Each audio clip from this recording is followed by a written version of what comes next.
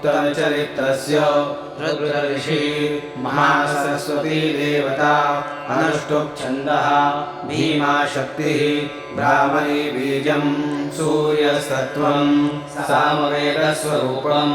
महासरस्वती प्रीत्यर्थे उत्तरचरित्रपाठे विनियोगः घण्टाशूलहलानि शङ्खमुसले चक्रं धनुस्सायकं हस्ताब्जैर्दधतीं घनान्तविलसच्छीतांशुतुल्यप्रभां गौरीदेहसमुद्भवां त्रिजगताम् आधारभूतां पूर्वामत्र सरस्वतीमनुभजे शुम्भादिदैत्यार्दिनीम् ॐ नमश्चण्डिकायै ॐ शिवाच पुरा शुम्भनिशुम्भाभ्यामसुराभ्यां शचीपतेः त्रैलोक्यं यज्ञभागाश्च रामनवताश्रया तावेव सूर्यतां तद्वदधिकारं तथैन्दवं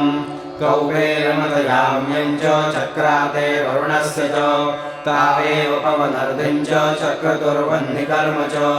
ततो देवाभिनिर्धूता भ्रष्टराज्याः पराजिताः ऋताधिकारां सदशां ताभ्यां सर्वे निराकृताः महासुराभ्यां तां देवीं संस्मरन् पराजितां तयास्माकं वरो दत्तो यथापत्सु स्मृताखिलाः भवतां नाशयिष्यामि तत्क्षणात् परमापदः इति कृत्वा मतिं देवा हिमवन्तं नगेश्वरम्